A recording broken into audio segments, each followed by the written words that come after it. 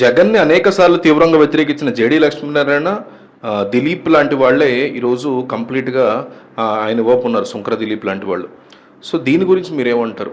జనం అనేది కామెంట్ చేయండి. ఇక ఏమన్నారు జేడీ లక్ష్మీనారాయణ? రీసెంట్‌గా ఒక టీవీ ఛానెల్‌లో మాట్లాడినటువంటి జేడీ లక్ష్మీనారాయణ పీపీపీల గురించి మెడికల్ కాలేజీల పీపీపీ పద్ధతిలో ఏదైతే మారుద్దాం అనుకున్నారో జగన్మోహన్ రెడ్డి కూటమి ప్రభుత్వం దాని గురించి మాట్లాడుతూ జేడీ లక్ష్మీనారాయణ యొక్క మద్దతు పీపీపీలకా లేకపోతే జగన్ చెప్తున్నట్టు ప్రభుత్వ రంగంలో ఉండాలా అనేది కానీ చాలా క్లియర్గా ప్రభుత్వ రంగంలో నడపడానికి మాత్రమే అని చెప్పారు. దీనికి ఖర్చు అంతా 700 కోట్లు, 3,30,000 కోట్లు, 2,39,000 కోట్లు ఉంది ఏపీ బడ్జెట్. అందులో ఒక 6,000 కోట్లు ఇవ్వలేమో వీటికని ప్రశ్నించారు.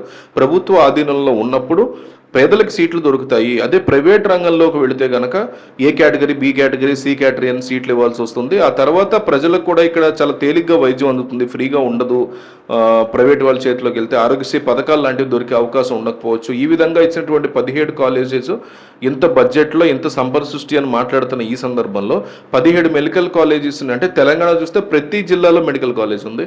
సో అక్కడ కూడా ప్రభుత్వమే నడుపుతుంది తెలంగాణ ప్రాంతంలో, ఇక్కడ ఎందుకు నడపకూడదు ఆంధ్రప్రదేశ్లో అని ప్రశ్నించారు. విద్య, వైద్యం అనేవి చాలా ప్రాధాన్యతతో కూడుకున్న విషయాలు కాబట్టి ఏ ప్రభుత్వం అయినా సొంతగానే నడపాలి వాటిని అంటూ మాట్లాడారు ఆయన.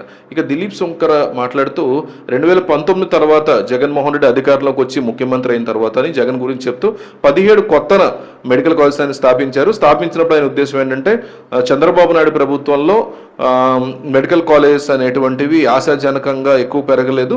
సో ప్రైవేట్ కాలేజీలకి గుత్తాధిపత్యం పెరిగిపోయింది. అలాగే తన తండ్రి అయినటువంటి వైఎస్ రాజశేఖర రెడ్డి డాక్టర్ కాబట్టి వైద్య విద్యను పేదవాళ్ళందరికీ కూడా పంచాలి, అందుబాటులోకి తీసుకెళ్లాలని అనుకున్నారు.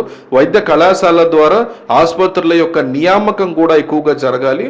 500 నుంచి 600 పడకల ఆసుపత్రులు అనేవి ఉంటే బాగుంటుంది కాబట్టి ఓపీడీ సర్వీసెస్ అనేవి ఫ్రీగా ఉంచాలని ఒక ఐడియాలజీ దాన్ని స్టార్ట్ చేశారని చెప్పుకొచ్చారు Dilip Shankar. Government medical college private పరం అంటే గవర్నమెంట్ మెడికల్ కాలేజ్ని తీసుకురావడం అంటే కేవలం మెడికల్ సీట్లు తీసుకురావడమే కాదు, ఎంతోమంది ప్రొఫెసర్లు వస్తారు, డాక్టర్లు వస్తారు, హాస్పిటల్ ఉంటాయి, పారామెడికల్ స్టాఫ్ ఉంటారు, అంటే మెడికల్ షాప్స్ లాంటివి కూడా డెవలప్ అవుతాయి, మెడిసిన్స్ డెవలప్ అవుతాయి, ఫార్మసీ వాళ్ళకి జాబ్ వస్తాయి.